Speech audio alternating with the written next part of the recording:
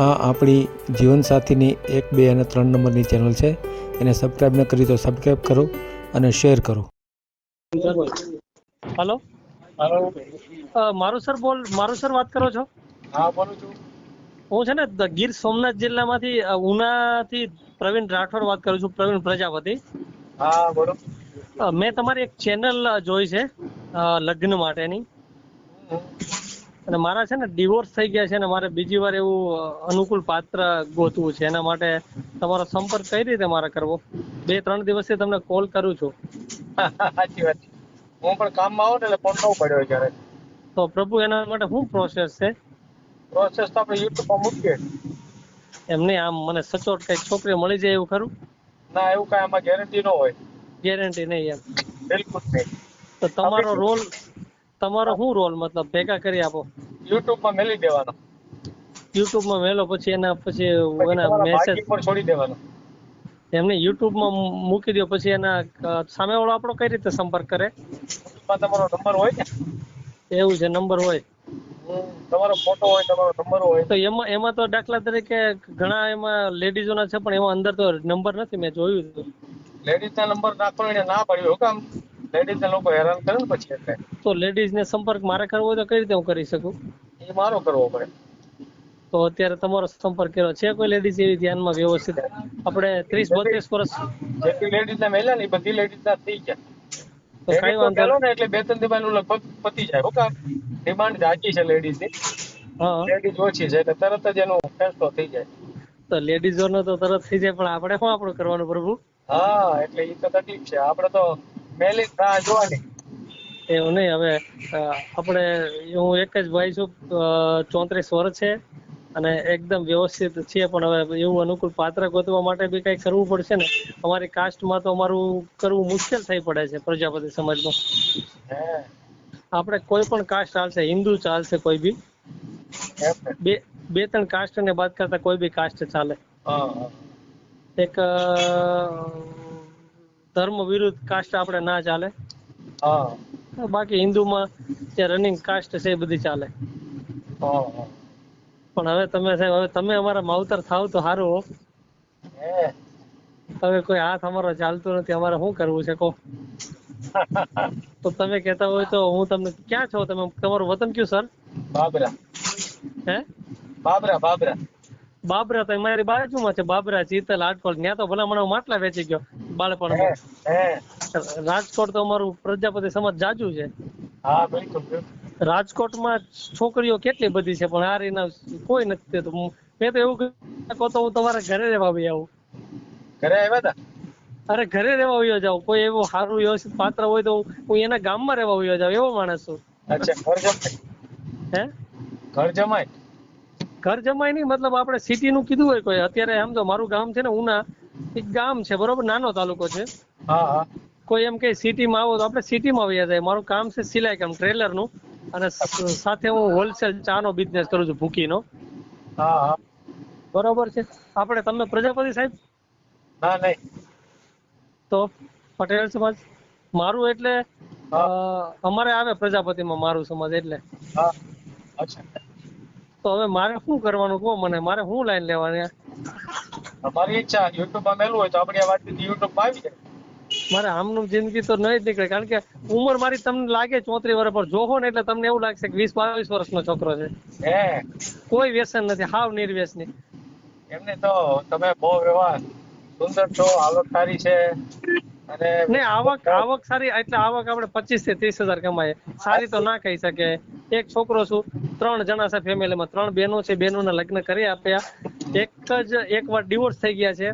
Mummy પપ્પાનું 3 જણા છીએ ખાલી. આવકમાં આપણે 25-30 હજાર કમાઈએ, જાજુ નથી કમાતા. ખોટી વાત 1% નહીં કરવાની. બરાબર. પણ આપણે વેલ સેટેડ તો ન કહી શકાય, પણ સામેવાળા પાત્રને આપણે એની રીતે આપણે રાખી શકીએ એવું, બરોબર. બહુ હાઈફાઈ છોકરી બી આપણે ના સાચવે કે પાછા. પણ હવે મારે શું કરવાનું મારું સાહેબ? મને કોને, મને આ એક ચિંતાના હિસાબે મારા છે ને હવે ખબર નહીં વાળે ધોળા થવા માંડ્યા. કે અત્યાર સુધી મારા વાળ ધોળા નતા થયા. ઉંમર દેખાવ મળી એમ. ઉંમર હવે દેખાશે, કારણ કે માને ચિંતા મને મારી નથી, મારા મમ્મીની ચિંતા છે, કારણ કે ઈ આ ચિંતા કર્યા કરે. એક છોકરો છે આટલો સરસ ભગવાનની કૃપાથી દેખાવડો છે અને તારું ગોઠવાતું કેમ નથી ને આયુષમાં? હે કરવું હું, મારા બાપા ચિંતા કરે એના હિસાબે મારી દિમાગ મારી ઘુમરે ચડી જાય છે, કઈક તો રાતે ઊંઘ ઉડી જાય છે. એવું છે? ભગવાનને કેટલી પ્રાર્થના કરું કે ભગવાન હું મારા યાર, હું એવું કઈ કર્મ તો નથી કરતા, પોતે સ્વાધ્યાય માણસ છું યાર, હા હા યોગેશ્વર ભગવાનનો લાડકો છું, એમ તો ભગવાનને બી ફરિયાદ કરું છું કે પ્રભુ મારી સાથે આવું કેમ બને? હે? કારણ કે હું છે ને મારા કેરેક્ટર નો દીવાનો છું. મારી અહીંયા મારા ગામમાં મારી કેરેક્ટર ની મિસાલ આપે લોકો. હા, હા. હું કેરેક્ટર ને વટીને કોઈ કામ ના કરી શકું. બાકી કોઈની છોકરીને ભગાડીને લઈ જવું કે પછી કોઈની સાથે આડાવડા સંબંધ રાખવો, એ મારા સપનામાં બી એવો વિચારું નથી કરતો. મારે લીગલ કરવું છે. હમ. એટલા માટે આ બધું મારે તમારી જેવા લોકોને મતલબ મારે આગેવાન મારા માવતર બનાવવા પડે. શું કરવું કહો? એક કામ કરો ને, મારું ભાઈ મારું તમને બહુ જોવા મળશે યાર મારા તરફથી. એવું હોય તો રૂબરૂ એકવાર અમારા ઘરે આટો મારી જાવ, હું તમને અહીં મૂર્તિયાની લાઈન કરી દઉં. હા હા અહીંયા છે ને અમારા કાસ્ટમાં 4 થી 5 છોકરાઓ છે. છોકરાઓ તમે જોવો ને તમે એમ કહો કે ના વ્યવસ્થિત છોકરા, બધાના વ્યવસ્થિત, પણ એક વાર ડિવોર્સ થઈ ગયા ને પછી બીજી વાર થતા જ નથી. શું કરવાનું? હે તો હવે હું આમ તમને મારો ફોટો આપી દઉં, કહેતા હોય તો બાયોડેટા આપી દઉં, તો કઈક એવી પ્રોફાઇલ મૂકો ને. તો મેલું YouTube માં, પણ તમે જે વાત કરી ને હા, એના ઉપરથી તમે એમ કહો છો કે હું વ્યવસ્થિત છું. પછી મારે તો કારણ કે તમે મને ઓળખતા નથી એટલે મારે તો મારા વખાણ અત્યારે તો કરવા જ પડે ને. એમ નથી વાત થતી. હા, તમે એટલા બધા વ્યવસ્થિત છો તો પેલી વાર ડ્રાઈવર્સ થવાનું કારણ શું? ચિંતા, માતા પિતાને લઈને ચિંતા થાય ને, કારણ કે એક જ મૂડી શું માતા પિતા ને, માતા પિતા અને એને એક ઈચ્છા હોય ને કે ભાઈ એક છોકરો છે એનું ઘર ઢંકાઈ જાય તો એને એમ થાય કે અમને આમ ટેન્શન ના લાગે, કારણ કે એની ઢળતી ઉંમર, મમ્મી 60 થયા, પપ્પાના 65 વર્ષ થયા, તો એને એવી એક ચિંતા હોય ને, પછી જાતિ જિંદગી એને કામ કરવું પડે તો પછી બધું ઘરનું કામ કરવું હોય તો એમને તકલીફ પડે ને. મારો પ્રશ્ન સમજ્યા નહીં તમે. તમારા બોલો. છૂટાછેડા કેવી રીતે થયા? હું કામ થયા? આમને સામને કર્યું તું. મારા બેન ને અરે આમ હમું કર્યું હતું. બેન ના ઘરે તકલીફ નો કોઈ પાર નહીં. પછી હવે મારું હારે વિખાઈ જાય ને ભાઈ પ્રભુ, એક ઘરે હતું એટલે. તમારા બેન ના કારણે તમારું વિખણ એમ તો કહેવાનું? હાજી અહીંયા ગામમાં આવીને એની ટાઈમ પૂછ્યા કહો. હા બસ એમ મારે એ જાણવું છું. પછી એક તમે છોકરી, વ્યવસ્થિત હો તો પછી તમારે હા ટકી જવું જોઈએ જે મળી હોય. પછી સાંભળો, એક છોકરી લાવ્યો હતો હું રાજપીપળાથી, સુરત પાસે આવ્યું ને. હા હા એક દલાલ હતો અમારા ગામનો હતો, દરજી હતો. મને કે આવી રીતે થઈ શકે, તો અમે પૈસા આપીને લાવ્યા હતા. તો 4 દિવસમાં એ જ લોકો ચીટિંગ કરીને વયા ગયા. બાકી હતું બધું કરવાનું, તો લગન બગન હજી. કેટલાનું કરી નાખ્યું? 1,10,000 રૂપિયા આપ્યા હતા, પછી 80,000 તો મને પાછા આપી દીધા. 30,000 મારા ગયા. પછી તો મેં કીધું હવે તમે વાપરજો, બીજું શું થાય, મારી પાસે ઝઘડો કરવાનો. બહુ કઈ મોટું ચીટિંગ ન થયું ભાઈ. હે, બરાબર ને? બહુ મોટો ફ્રોડ ન થયો ટૂંકમાં. બહુ મોટો ફ્રોડ એ તો મૈથા, એટલે બાકી તો પૈસા આપડા જાય એમ જ હતા. હે કેટલા દિવસ કપાડી હતી? 4 દિવસ, 6 દિવસમાં 2 દિવસ તો રસ્તામાં ગયા, સુરત થી અહીંયા આવ્યો એના. હા તો આવું છે મારું ભાઈ, આપણી સાચી કહાની યાર. પેલા મેરેજ કર્યા હતા ખાલી એમના ફૂલ હાર કર્યા હતા કે ખાલી એમના કપાડી હતી? ફૂલ હાર નહોતા કર્યા. હું છે ને ડાયરેક્ટ સુરત જઈને ત્યાં કોર્ટ મેરેજ કર્યા હતા. લગ્ન એ કરવાના હતા, છોકરી કુંવારી હતી. અહીંયા આપણે કરવાના હતા લગ્ન ગામડે, પણ હવે એનું કઈક દશામાનું વ્રત હતો એટલે એ ગયા હતા. પછી દશામાનું વ્રત પછી કે અમારે છેલ્લું છે તો કરીને આવું. પછી કે હવે મારે ત્યાં ઈચ્છા નથી, ગામડે બહુ દૂર પડે છે અને મને મારા કાસ્ટમાં કરવું, અને બધા આપણે ખબર પડે કે આ બધા ચીટિંગ છે. તો પછી અમારો દલાલ હતો ને એને કીધું ભાઈ પૈસા આનું કાઢવો અને અમારે ડિવોર્સ કરો. ડિવોર્સના 5,000 પાછા મેં આપ્યા. પેલા ઓલાના પાછા કોર્ટ મેરેજના 5 આપ્યા, ડિવોર્સના 5 આપ્યા. 10 ઈ ગયા મારા. 80,000 આપ્યા, 40,000 ઈ ગયા, 10-15 હજારનું કામ ખોડી ગયું, 50,000 માં ગયો આપણે. બરાબર. કયો મારો સાહેબ, બીજું આમાં શું કરવું હવે? તો કઈ લગ્ન જીવન માંડ્યું નહીં તમે? હે, એની સાથે લગ્ન જીવન કઈ માંડ્યું નહીં એમ ને? લગ્ન જીવન તો ક્યાંથી માણવાનું યાર? ઓલા કે 4 દિવસમાં તો હું માણી લે માણસ. આપણે યાર આપણી ધર્મપત્ની, આપણે લક્ષ્મીની તલાશ, આપણા ઘરની આપણે લક્ષ્મી બનાવવાની છે. એને વસોડવાની થોડી યાર હતી. આપણે એક લક્ષ્મી તરીકે લાવ્યા હતા. પણ ઈ લોકોને હવે ઓલા હતા, આદિવાસી હતા, વસાવાને ઓળખાણ પડી આમ? તમે જાણો વસાવાને? હા ખ્યાલ હોય. આ તો ઈ વસાવા હતા. ઈ લોકોને ઝૂંપડામાંથી લઈને આવ્યા હતા ને એને અહીંયા મારી જિંદગી આવી. 6 દિવસમાં તેના મોઢાનો કલર બદલાઈ ગયો. પણ હવે ઈ લોકોને ચીટિંગ જ કરવું છે, દેહ વ્યાપાર કરવો, એને શું કઈ રીતે પહોંચીએ કે આપણે? પ્રભુ આમાં હું હું હાવ નિર્દોષ છું, શું કરવું? તો તમે બહુ દુઃખી થયેલા માણા છો. દુઃખી આમ માનસિક રીતે દુઃખી આપણે હમણાંથી થયા છે, બાકી ભગવાનને એનું ભજન કરીએ અને વાહવા જેવું, પણ હવે માતા પિતાને લઈને થોડોક દુઃખી છું, બાકી પર્સનલી એવી કોઈ ચિંતા નથી કે ભાઈ ભગવાન ઉપર છોડ્યું મેં તો. હે પણ માતા પિતાની સામું જોઉં ને તો થોડુંક મને નાહુડ આવી જાય છે, એમ થાય કે હવે મારી માતા પિતાને જાતિ જિંદગી અને આ બધી મહેનત કરવી પડે, રસોઈ બનાવવી પડે, એ અત્યારે એનો આરામનો સમય છે યાર. પછી બેનનું આપણે થયું કે નહીં? હે બેનનું થયું કે નહીં પછી? બે કેનું બેન તમારે સામે બેન ને દઈ દીધા, મારે હામું હામું કરવું નતું એટલે એને એમનું માપી દીધા મેં સાવરકુંડલામાં. તે કેવું કર્યું? હવ હવે હામું એકવાર તો ટેન્શન માં આવ્યો, બીજી વાર કઈ રીતે મારે કરવું? સમજાય ગયું. એટલે આવું છે ભગવાન. કોઈ એવી છોકરી અંગત તમારે પર્સનલી કોઈને ઓળખતા હોય તો કોને? ના એવું તો કઈ છે ને, આપણે તો યુટ્યુબ માં મેલવાની વાત કરી ને પેલા જ, બરાબર? હવે સાહેબ ઈ આ બધું સોશિયલ મીડિયાનું જે બધું છે ને એમાં થોડુંક એમાંય રિસ્ક છે આળો. પણ સચોટ કોઈ છોકરી મળે ને કે ભાઈ છાતી ઠોકીને કહે કે તું તારે છે ને કામ કર, પ્રગતિ કર, બાકી તારું ઘર સંભાળી લઉં, તો એને આપણે છે ને હથેળીમાં રાખીએ. ઈ જવાબદારી સ્ટેમ્પ બાય સ્ટેમ્પ આપી દઈએ આપણે કે તારા જીવનમાં તારે જે તારા સપના હોય મને કહી દે ને ખાલી અમારું ઘર સંભાળી લે, અનુકૂળ થઈ જા, બાકી તું તારી ચિંતા છોડી દેવે. એટલી છાતી ઠોકીને કહીએ કે પણ હવે એવું અનુકૂળ પાત્ર મારે ક્યાં લાવવું?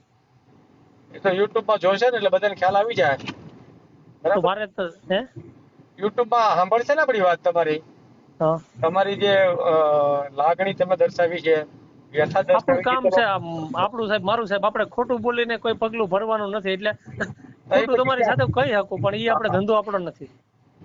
કાંઈ વાંધો નહીં, તો તમે ફોટો મોકલો, આપણે યુટ્યુબ માં મૂકી દઈશું.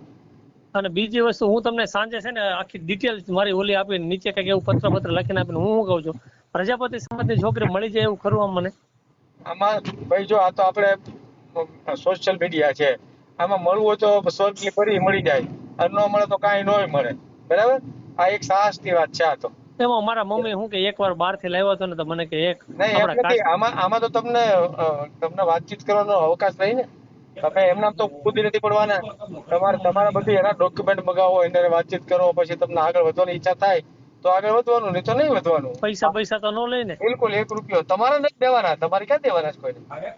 પછી હું શું સમજો હા, કદાચ પ્રજાપતિ સમાજની છોકરી હોય ને એકાદું બાળ બસું હશે ને અરે તો બી આપણે એક્સેપ્ટ કરી લેશું. આ સરસ વાત કરી, બરાબર ને? કઈ વાંધો નહીં, બરાબર. બરોબર, એવું કોઈ એવું એકાદું છોકરું એકાદું સંતાન હોય ને તો આપણે એક્સેપ્ટ કરી લેવું. ના ના, તમારી ભાવનાઓ સારી. ઈ સંતાનને આપણે બાય સ્ટેમ્પ લખી દેવું કે આ સંતાન આપણું સંતાન છે, આમાં તમે બીજો ભાવ ભાળો તો માથું વાટી નાખજો મારું. હા, બરાબર. આટલી જવાબદારી સાથે આપણે જે બોલીએ કરીએ અને આપણે જેટલું બોલ્યા એ બધું કરેલું જ છે. ના ના, તમે તો તમારી લાગણી બહુ સરસ દેખાડી છે. અને હું તમે જોઈ લો મારા કેટલા ફોન આવેલા, 2 દિવસથી તમને કોલ કરું છું. હા, એ તો એટલે જ ઉપાડ્યો અત્યારે, તમારો ફોન રાજા હતા ને એટલે જ ઉપાડ્યો. કાંઈ નહીં, તમે તમારો ફોટો મોકલી દો, તમારી વાત તો ઘણા લોકોને ગમી જાય. તમે પછી એક વિડીયો બનાવો સરસ મજાનો. પાકું હાઈ ક્લાસ બનાવીએ.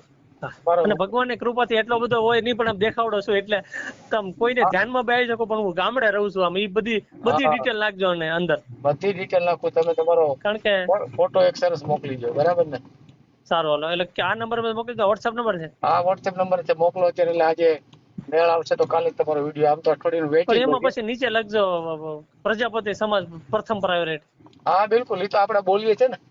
હા, ભલે, તમે ખુદ જ બોલો છો, પછી ક્યાં તમારે છે? હાલો, ભલે, બરાબર ને? મોકલો, ફોટો મોકલો. પણ એમાં હું તમને એક વાત કહું, પ્રજાપતિનું છે કેવું ખબર?